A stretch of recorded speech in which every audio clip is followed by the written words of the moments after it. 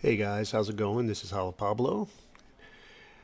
We're going to do a Bitcoin update because we've had some action overnight, haven't we? What happened is what we talked about. Everything is happening according to plan here. The macro wedge, which we are in, the rising wedge, we basically made a climb up to macro trend resistance in it. And that would be here, this area. Oh, let's see. Let me try to get a red color here. So in this sort of wedge, notice that these are both macro wedges. These are coming out of a mark down from a bull cycle. How do we know that? Well, look at the months on here: June, July, August, September, October. What, 6 months of trending within this geometric structure. Yeah, this is a macro wedge coming out of a bull cycle. These things are normal, guys.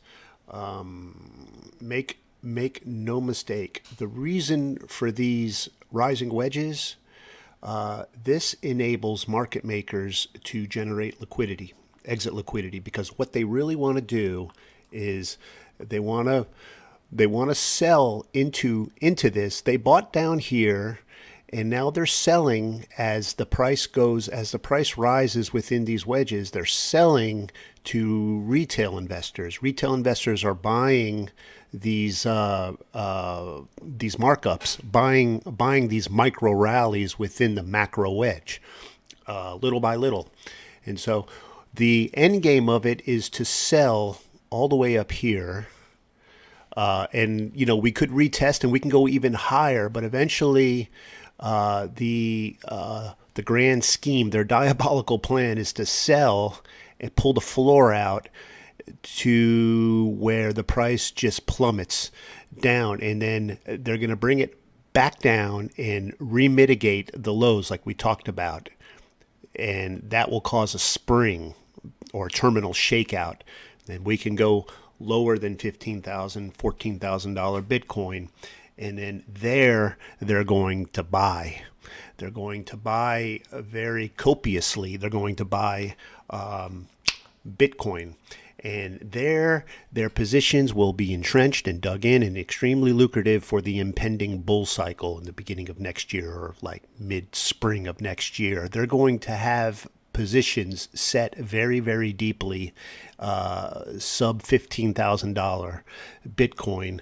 From the liquidity, they're going to use the liquidity that they generated up here to purchase down here. So that is the whole reason for these rising wedges, guys. When we come out of bull cycles, you can go back and you can check every single bull cycle and what happened afterwards. You look at the Wyckoff scenarios. Look, it doesn't matter. You can look at Ethereum like we looked at yesterday. You can look at XLM. You can look at XRP. You can look at AVAX, Solana. You can go into stocks and look at Disney, Coca-Cola,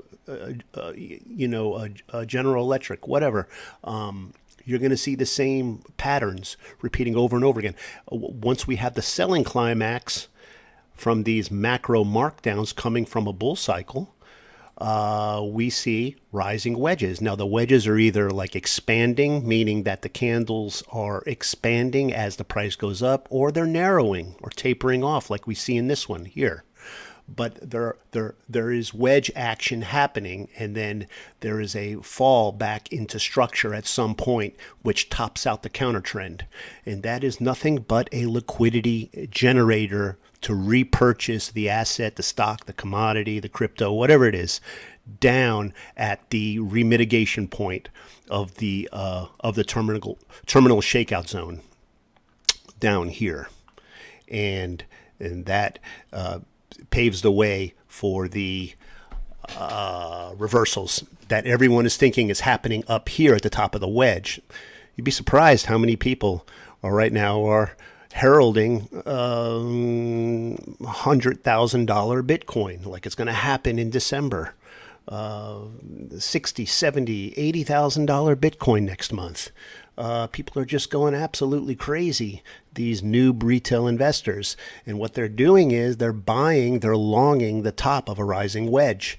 And because they don't understand accumulation schematics, they don't understand accumulation theory.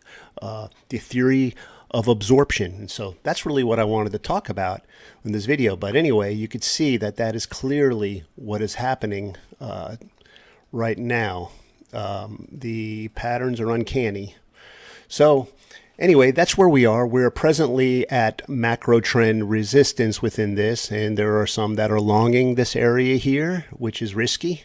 And then there are others that are shorting. I'm not doing either. I'm sitting out of this one, but you know, it's worth it to take a deeper, maybe like a lower time frame forensic look at it, and you could do that by going into, say, the 30-minute, and let's see what kind of fight is going on, like who's prevailing at this border.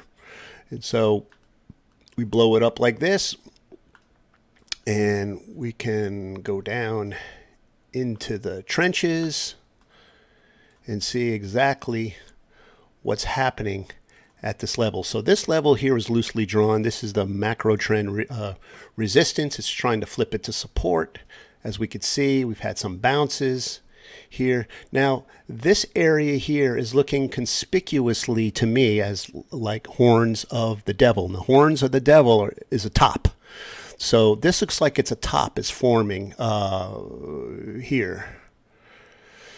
So this is the first horn, second horn. This here would be the PSY, the primary or the preliminary supply that came in after this pump, this big stoppage supply bar here, and then the subsequent supply bars that have come afterwards predominate over the demand. See, here we had building demand, but after this this first horn, we're seeing predominant supply, and so this is a pretty deep retracement right here, and it's going down to the level here, to the support level, and it bounced off it, made another bounce. It's coming back down now to retest, but my thing is there's a lot of supply. Supply is coming in, but it's a pretty close fight so far. But these two horns are looking more and more like a top, but nothing is conclusive yet.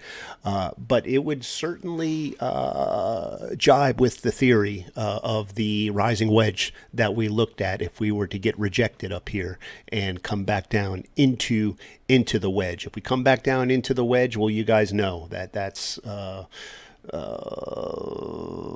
to play right into what we've been looking at for the past couple months, as we've been trending within this wedge. So we're expecting a fight at this level, but we want to just sit out right now. See, I live in the United States, so I can't leverage trade, which is a good thing. I wouldn't leverage trade even if I could. I wouldn't short Bitcoin at this point, and I wouldn't long it, but I would continue looking at it. I know at some point we're going to fall back into structure, and we're going to go back down to retest trading range support, the 15,000, where the selling climax was, where Bitcoin made its low. So I think we're going back to that area or somewhere around that area, maybe trading range midpoint, maybe the low 20s, something like that. So I definitely wouldn't buy up here unless you're keen on impulse trading or scalping or whatever, and you want to scalp these pumps. But that's not my style. That's not how I do it. So, but you're welcome to do it. Just be careful.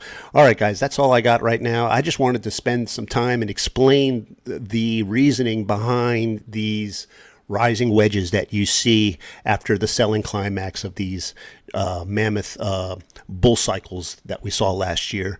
You see them over and over and over again, and there is a reason behind them. There's a diabolical plan that the market makers have, and it is to generate liquidity. So in short, don't be a liquidity provider. Don't buy the tops of these areas. Don't be a noob. Don't get burned.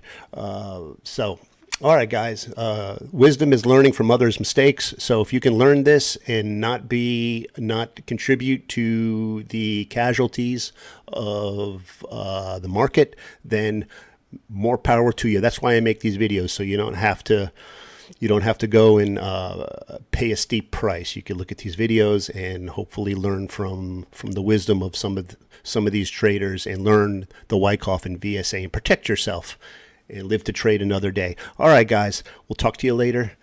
Happy trading, and subscribe if you got anything out of this, and we'll talk to you later. All right, bye.